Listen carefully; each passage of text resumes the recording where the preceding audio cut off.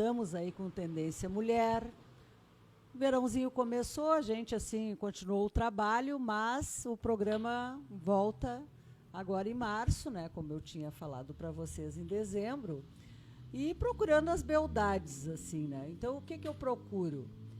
A mulher que trabalha, a mulher que tem uma história, a mulher que é mãe, que ela faz de tudo. Nós temos tantas representantes em tantos os setores, né?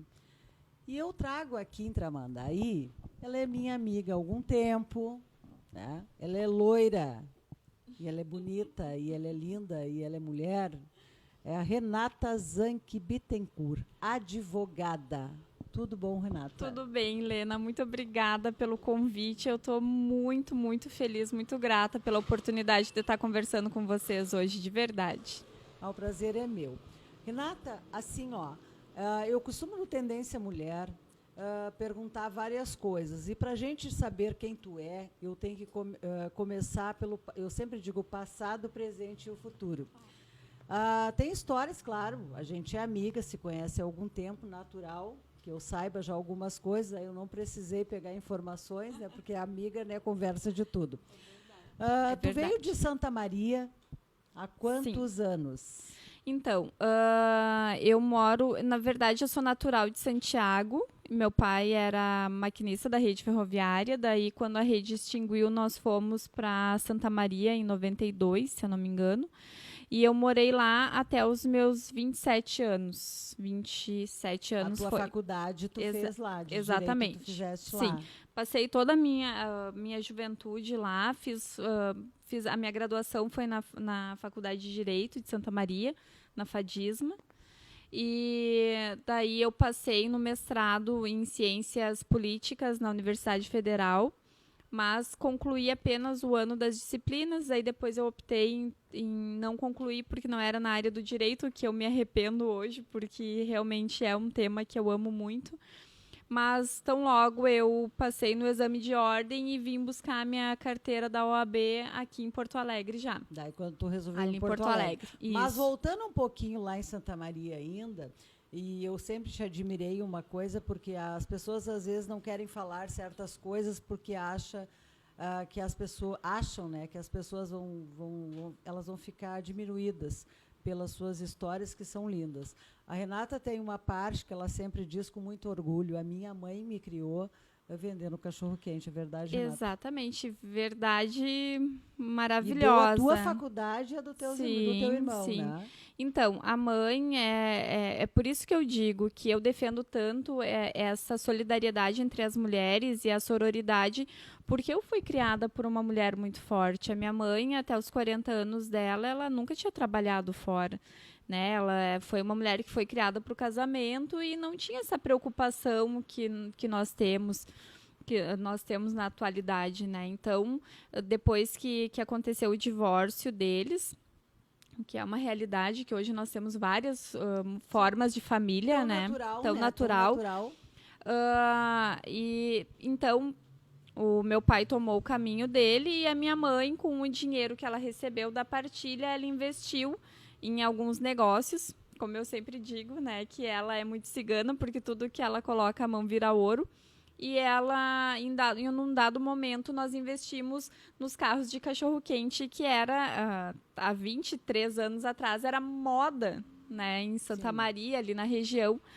Então, e daí o que acontecia? O meu irmão mais velho, que hoje é um advogado muito bem sucedido também, ajudava ela no comércio. Ela foi uma mulher que durante muitos anos trabalhou em média umas 16 horas por noite, né, muitas vezes em madrugadas frias, lá de Santa Maria, como todo mundo conhece, para nos dar o sustento. Eu sempre digo isso e agradeço, sou muito grata a ela, porque eu tenho certeza que ela, por vezes, abdicou dos sonhos dela para que os meus fossem possíveis. E tu valorizou também, né? Então, exato. Tu aproveitou, porque às vezes não adianta, assim, independente se o pai e mãe, né, no caso, ou tem uma situação muito boa para poder te proporcionar tudo, ou eles têm pouco, mas é o aproveitamento de cada um. Tu aproveitou a oportunidade, tu agarrou os teus sonhos, estudou, veio para Porto Alegre. E aí tu chega em Porto Alegre, Renata. como é que foi os teus primeiros momentos em Porto Alegre? Então, quando eu resolvi vir para Porto Alegre, como é de conhecimento de todos, nós tivemos uma grande perda em Santa Maria no ano de 2013, que foi o acidente da Kiss. Eu, infelizmente, perdi muitos amigos, colegas de faculdade, e foi uma forma, talvez, de eu superar a minha dor, a dor da perda. Foi até hoje, né? As pessoas Exato. não superaram aquilo, né? Eu optei, então, por começar a minha vida na cidade grande, porque eu também sabia do impacto que aquele acidente ia causar na economia do município, e eu acreditei que eu iria ter melhores condições de trabalho em Porto Alegre. E o que de fato aconteceu.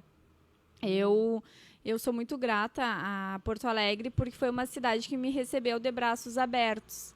As pessoas sempre foram muito generosas comigo. Ter conhecido a família da Landa é um grande exemplo, Sim, eu né? digo, tu foi assim, rapidamente te envolvendo com as pessoas, e aí tu não sentiu aquele impacto, que tipo assim, eu saí de Santa Maria, a princípio é interior e não. Sim. Aí chega em Porto Alegre, tu não te assustou. Mas eu acredito que isso foi pela força de uma mulher que tu teve, né? Exatamente. Tua vida, né? Eu tive grandes mulheres e tenho grandes mulheres na minha vida, né? A Anália, que está aqui hoje me assistindo, a minha irmã, vocês, a minha mãe, vocês como as minhas amigas. Nós temos uma turma boa de amigas. Eu sempre digo que eu sou a soma de todas essas mulheres que eu tenho na minha vida, sabe? Eu sou realmente muito grata. E por isso que me choca um pouco realmente quando essa agressão muitas vezes parte de uma própria mulher, Sim. Um preconceito, sabe? Mas é o que nós estávamos falando antes. Cada pessoa tem sua opinião e a gente respeita, né? E Renata, assim, a tua área, ela é bastante abrangente. Eu sei que tu estuda muito, eu estou lendo aqui, né? Sim. Me passaste que tu é especialista em direito público, Sim. com ênfase em direito constitucional pela Universidade Federal do Rio Grande do Sim. Sul. Tu é membro, faz parte, né, da Comissão da Mulher Advogada e participante do GT Mais Mulheres na Política. Isso. Tu é sócia proprietária do Escritório Penal Empresarial. O que mais? Meu Deus. Aí ela está pesquisando também na política. Ela pode o impacto da violência política de gênero na vida das mulheres e na democracia brasileira. Isso. Então, assim, tu trabalha muito e estuda muito. Agora me diz uma coisa, uma curiosidade também. Tem mais mulheres advogadas agora do que homens, é verdade? Tu sabe que eu não tenho esse dado específico, mas a impressão que eu tenho é que se não tá mais do que a metade, tá 50-50, que nem a gente diz. E também foi instituído, porque teve uns anos atrás, né?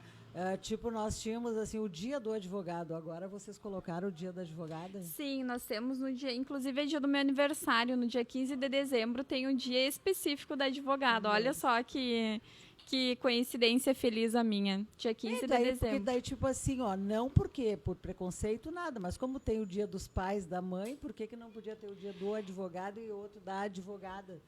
É claro. Eu acho que, assim, as mulheres, e nós temos grande exemplo, né?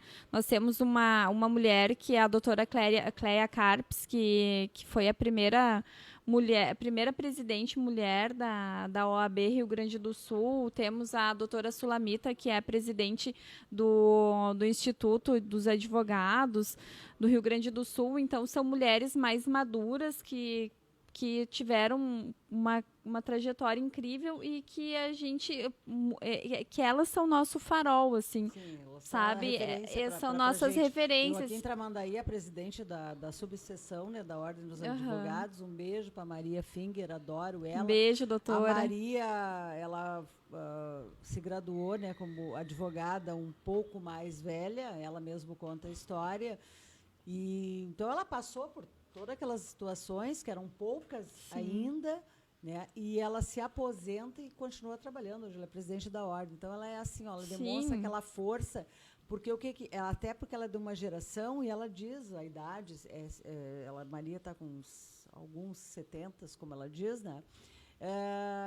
Que até de uma situação assim, era para casar, para ficar em casa, não precisava estudar. Exato. Mas ainda teve aquelas como ela, que tiveram a sorte, como eu tive, que a minha mãe dizia, Sim. vocês têm que estudar. Exato. Tiveram um incentivo, eram poucas, mas hoje tu é o exemplo, tem muitas. É claro, nós somos ontem mesmo foi um exemplo, né? Eu participei do lançamento do e-book Elas na Advocacia, em que 60 advogadas produziram artigos científicos. Deu um e-book de quase 900 páginas, o que só demonstra a competência e as habilidades das mulheres, inclusive no campo acadêmico e científico, que ainda é muito restrito e fechado, por incrível que pareça. Né? A gente teve aí a demonstração daquelas duas cientistas que descreveram o genoma do coronavírus em 48 horas, ainda considerando Sim. que na Itália eles nem começaram. Então, a gente tem muito exemplo de mulheres realmente muito engajadas, assim, sabe? Que daí ficam dizendo assim, né? Até a gente, algumas entrevistas por aí.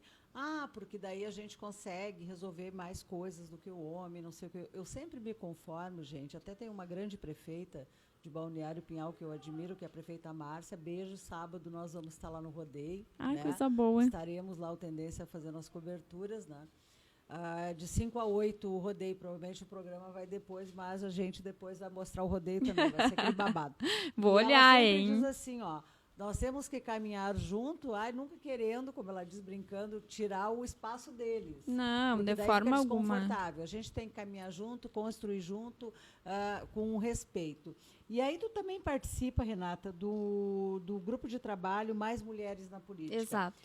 Quando começou isto, quem compõe e qual o objetivo? Então, hoje o grupo é coordenado pela doutora Luciane Teixeira, que vem a ser uma das diretoras da Comissão da Mulher Advogada, e é composto por várias mulheres advogadas que têm afinidade com esse tema política. Né? E esse GT, ele iniciou em razão de que os dados da participação da mulher na política são alarmantes. Nós temos algumas situações que nós só somos melhores em números que poucos países do Oriente Médio. Então, realmente, assim, por exemplo, tem algumas pesquisas que apontam, por exemplo, que o Brasil é um dos piores países para se nascer mulher. Então, considerando toda e tendo a plena consciência de que a política é o meio e é o caminho para a transformação social, é que nós nos atentamos para quê? Para que se for para trabalhar, que seja para impactar positivamente a vida de uma pessoa. Se as nossas palavras hoje estiverem servindo para encorajar uma mulher a sair e a buscar o Com certeza, com certeza. Mas sabe assim, eu às vezes tenho a esperança que a gente tenha superado, porque culturalmente, né, nós temos um caminho ainda para melhorar muito. E eu até conto sempre essa história. Esses tempos eu fui conversar com uma mulher sobre política, e ela, não vamos torcer para as mulheres ir, quem sabe a fulana vai, ciclana vai. E eu disse, pois estamos contando contigo para vir no apoio a se candidatar. Ela disse, não, mas eu já tenho compromisso com o homem. Então, assim, ela apoia e pensa, mas ela acaba lá, aquela participação, daí apoia um homem, né, para ser referência dela, para se representar. E aí umas dizem também, tem aquelas outras frases, né? Porque mulher tem inveja de mulher, porque mulher se arruma não é para ela, nem para o seu marido, ou namorado, ou companheiro, mas é para as outras. E eu acho que isso aí a gente tem que começar a desconstruir isso aí, tentar melhorar. Com certeza. Que eu sempre digo assim, essa solidariedade entre as mulheres tem que partir de nós. Sabe, nós temos um grupo muito bacana de amigas ali em Porto Alegre, que nós nos conhecemos através da OAB e hoje nós somos amigas pessoais, que nós temos muito essa solidariedade uma com a outra, sabe? E isso se estende para mim, se estende em qualquer área da minha vida. Porque eu respeito muito as profissionais que chegam até a mim, porque se aquela mulher está ali trabalhando contigo, ela tem uma história por trás, ela tem uma luta, ela tem as experiências dela, a gente tem que respeitar isso, com certeza, sabe? Com certeza. E foi o que nós falamos antes. Se talvez a gente viva numa sociedade machista e preconceituosa, muito desse machismo e desse preconceito parte de nós. Até porque se tu pensar pelo princípio, que nós somos, um exemplo, 50% da população, então o que significa que os outros 50% são nossos filhos. Exatamente. Então nós temos que ser a referência. Nós temos que ter a responsabilidade de mostrar para os meninos e para as meninas que olha, isso é um assunto delicado, porque nós estamos num momento político-jurídico do país em que pequenas demonstrações de que a gente não tem que dizer que panelinha é brinquedo de menina e bola é brinquedo de menino, não quer dizer que eu esteja induzindo o meu filho a não seguir as características do gênero dele, não é isso. Eu só não estou querendo estigmatizar a minha filha achando que, na verdade, o brinquedo para ela é o fogãozinho e a panelinha.